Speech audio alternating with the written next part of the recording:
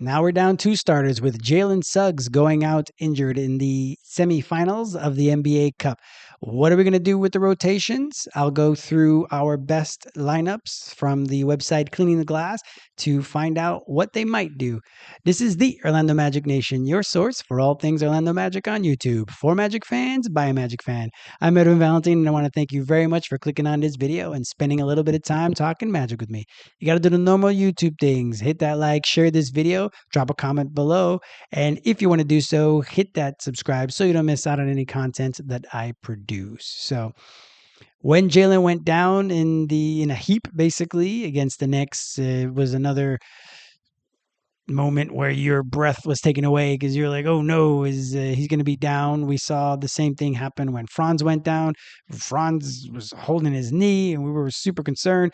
Jalen just kind of lied there, like the poor guy got shot, unfortunately, and in the end, he was also lucky enough to have not sustained a very, very serious injury. Obviously, all these things must hurt like crazy. I don't know about you, but I'm not one that handles pain very well. So just these guys are warriors just being out there with a lot of the stuff, all the nicks and knacks and bruises and all the other stuff that they have.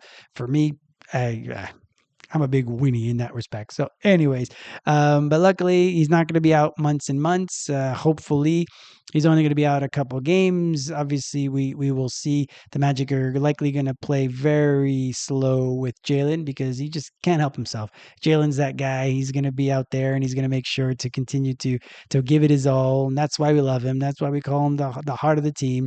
He's that he's that person. He's the one that's out there constantly out there just giving it his all, and it's infectious, which is something that we saw last year when both Paolo and Franz came back and Jalen wasn't playing. It just felt off for whatever reason. We still had good defense, but it just felt off. So hopefully Jalen's not going to be out for too long, and we're able to really just kind of tread water a bit. Obviously, we were playing pretty well with installing AB as the small forward and replacing Franz instead of having Tristan just be the automatic small forward since he's been the backup. It's something that I expected because we had been pretty conservative for the last 5 years or however long Mosley's been the head coach. So I thought it was pretty good. It's pretty outside the box for them to actually install AB in the small forward position to give some more ball handling. Now, of course, that's going to affect our bench unit, and our bench unit's going to have less punch offensively. So that kind of is just what it is because AB has definitely been the spark off the bench that we've needed since Mo has been out. So with AB in the starting lineup, we've seen that Tristan, unfortunately, has just gone cold, and we've lost that scoring. That 10 points a game has been gone. He scored 0 a couple times recently, and Tyus isn't playing as we had hoped when we initially signed him. And with AB not out there, we're still hoping for Mo to return pretty shortly, which it seems like it's imminently, not necessarily these next 4 games, but he could be back for the first game back after the 4-game West Coast trip. Fingers crossed, and that's that. But without Jalen, AB might end up moving over to guard again. So we would have him go over and Tristan start at small forward. But we'll go over a bunch of different lineup options that I found on the website Cleaning the Glass, which basically looks at the points per 100 possessions on offense and defense, as well as other metrics. But then they basically are able to kind of give it a percentile of, okay, in this 5-man lineup is a plus 30 net rating basically from the points per 100 possessions on offense and defense. So they're in the 89th percentile. Now, they don't give out a percentile until you're over 100 possessions, and the Magic don't have too many lineups, unfortunately, due to injury, where we have 100 possessions for a 5-man unit. So that's something that is not very, very relevant or prevalent, excuse me. So that's what you're going to see on this spreadsheet that I created, that because I like numbers, that I ended up cutting it off at 10 possessions, which is a very small sample size, I know, but you'll see that really in a lot of our different five-man lineups, there aren't guys that have played a lot together, just because so many lineups have Franz in it, because Franz obviously is one of our iron guys, and then Jalen had played significant time throughout the season so far, just missing the back-to-backs and that one other game. So I think that's why you're going to see that there are not that many possessions for the Orlando Magic without those two guys. So that's why it's a bit slim pickings. That's why I ended up using 10. So take the possessions that are under 30 possessions, obviously with a grain of salt to an extent. They are real numbers. It shows that these five-man units can play well together if it's a positive or it's a negative. So it's just something that we will have to check on, and hopefully they will play a little bit more together. And that's why we'll be able to see if this is something that will continue to be something that we'll be able to rely on, especially when there's only 14 possessions so far. Hopefully, if they get another 10 to 15, that they play well enough, and that ends up adding to these numbers. So if you look at it as a possession basis, like it could break it down by who's in each role, or who's the point guard, who's the shooting guard, who's the small forward, power forward, center. But instead, I went by possessions on here just to simplify it a bit, so we can kind of see just how well some of these lineups have played. So the first one is we see it won't be our starting lineup because Paolo is back. They've played 100 possessions together. So this is when we have Wendell and Bane playing with some of our bench guys. So with Jones, Bane, AB, JI, and Wendell, they've played 100 possessions together, and they ended up with a net point difference of the offensive per 100 possessions and defensive per 100 possessions of a plus 32.2. So they had a 117 offensive points per 100 possessions and a defensive points per 100 possessions of only 84.8. So we will likely see this lineup, obviously, once we start having, once the game's going and we have some of our rotations. You will definitely see this lineup a bit more, I would say, over the course of the next few games. Granted, or if JI is really contributing defensively, I would say a lot of this is we see a JI Wendell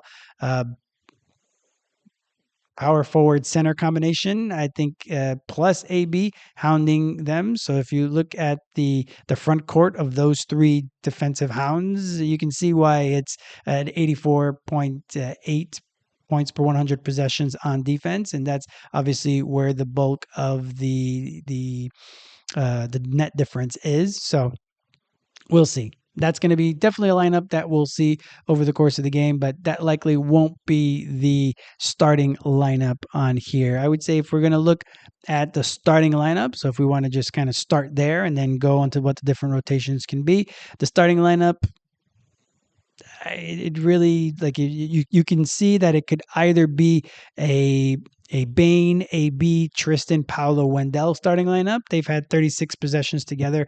They're plus 13.8 with an offensive points per 100 possession of 111.1 and a 97.3 points per 100 possessions on defense. So elite defense, good offense. That's something that you can understand when you have Wendell and AB, as well as tryhards like Bane, Tristan, and Paolo. So that could be our starting lineup. I don't know, the way Tristan has been playing this year, this past couple weeks, I think that's going to be something that they will look at, and they'll obviously, it'll be an option on there, but I don't know if that's something that they will likely use, just because Tristan's playing so poorly, and at that point, then we really are going to be struggling off the bench when we have both AB and Tristan not on the bench. But we're going to be struggling no matter what. So this is going to give opportunity to Jet and to Jase and to Noah. So our deep bench is definitely going to have more of an opportunity. And if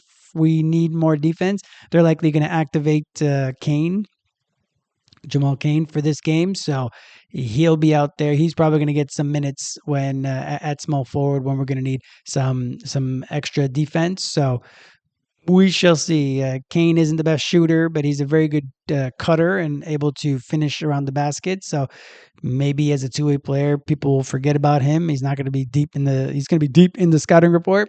So maybe he might end up playing a little bit better than Tristan because there is a book on Tristan out right now. And if for whatever reason, poor Tristan is just ice cold. So that could be one of the starting lineups. Other than that, what could be another starting lineup? And I think and it's something that I talked about in my last video.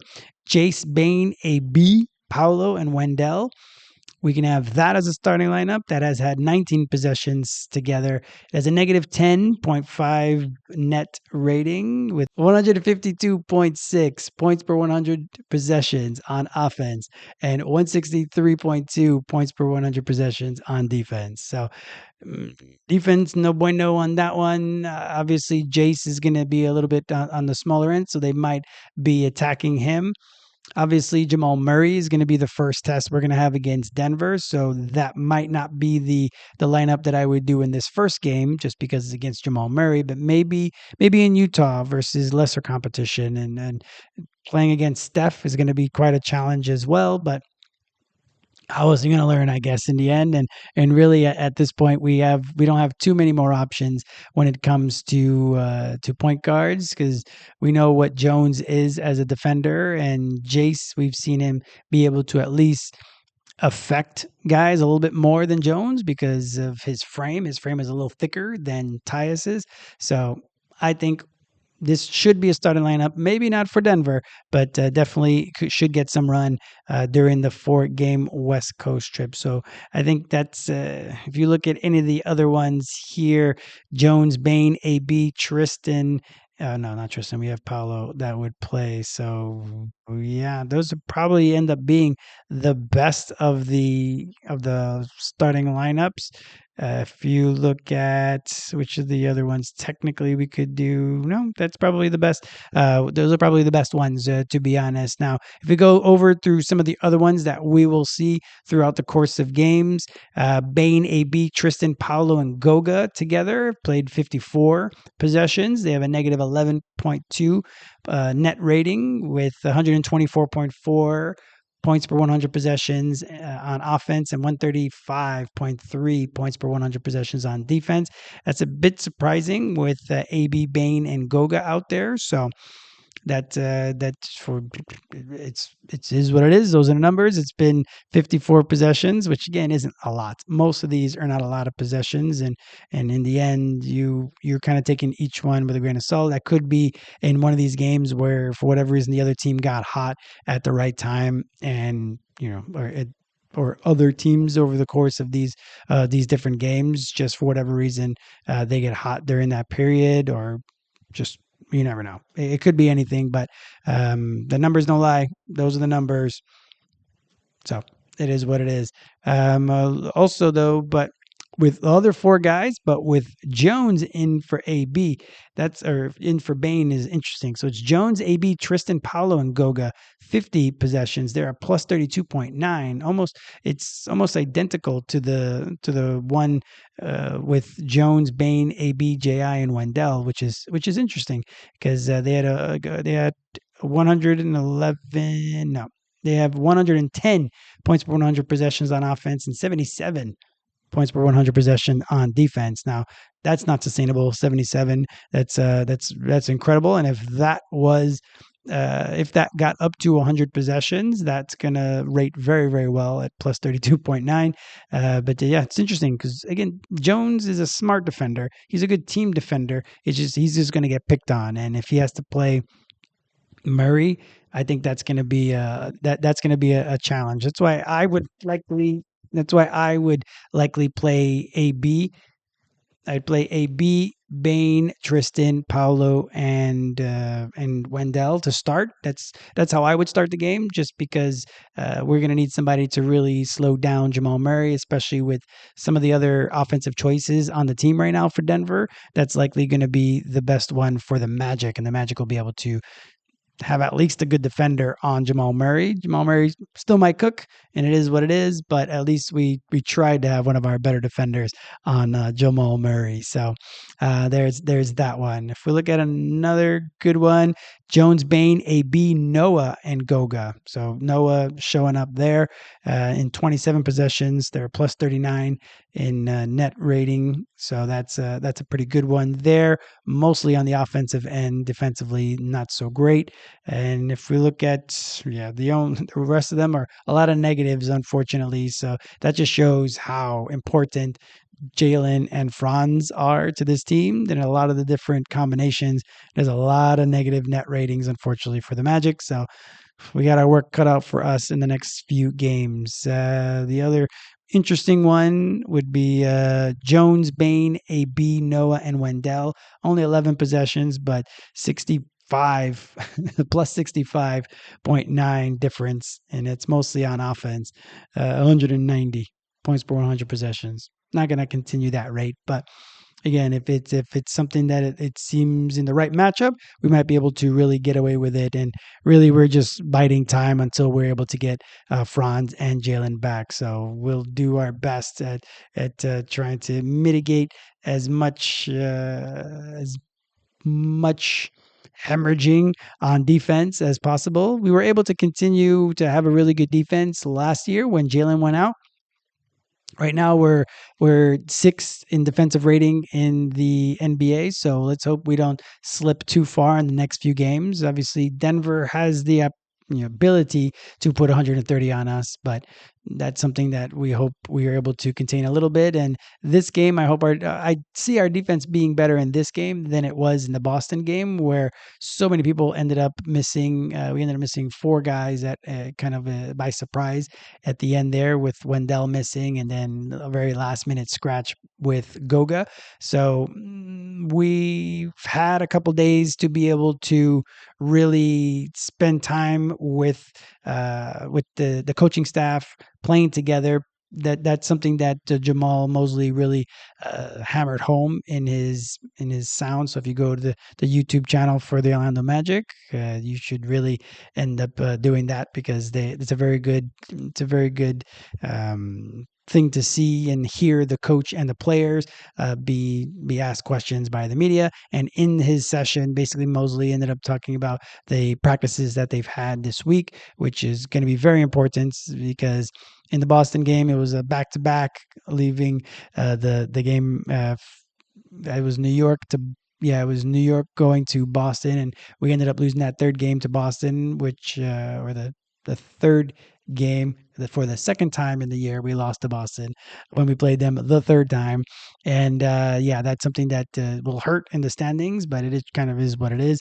It was one of those kind of scheduled losses, but really that defensive effort was putrid.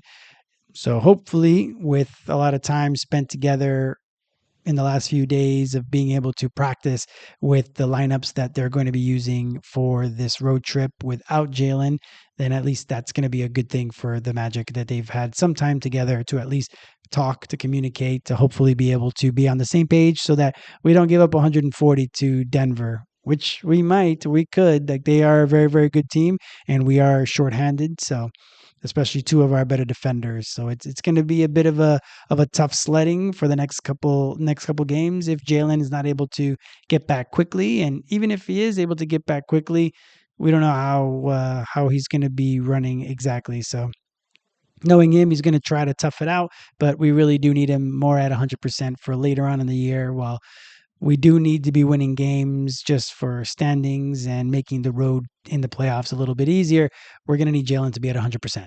100%. End of story. That is what it is. So that's what we're going to need. So hopefully we're able to get a little bit more time, a little bit more rest for Jalen in the next couple of games, and he comes back maybe with Mo, if Mo ends up coming back at the beginning of when we get back to the Kia Center after this 4-game road trip. So let's see if that's going to be the case.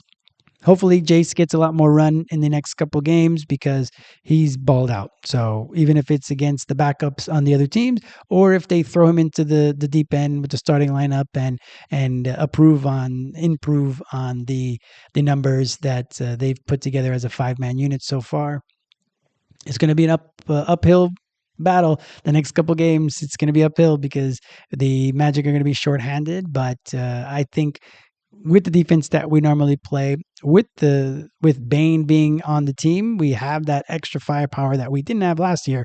So hopefully that'll be able to give us the opportunity to squeak through some of these games so that we don't fall too far in the standings. Now, it's the Eastern Conference, so right now everybody's bunched up, but you don't want to lose all four. You don't want to go 1-3 in this road trip, because if you do, then you could end up the 9th seed for the Eastern Conference standings. Now, you win 3 games after that, then you might be back at third. We'll see what it is, but in the end, that's going to be what we are dealing with. So hopefully Jalen's not going to be out for too long, but those are the options that I have looked through the numbers, and those are the best options, I think, for our rotations. Now, you tell me what you think. Who do you think we should start at point or small, or who knows where AB is gonna slot, but we're definitely gonna be using AB kind of like the queen in chess. We're gonna move him around a lot, and hopefully he's gonna be able to help us out. But you let me know who you would start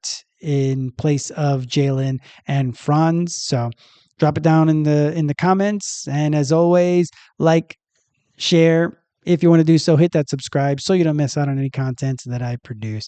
So thank you very much for clicking on this video and spending a little bit of time talking Magic with me. I hope you're having a great day.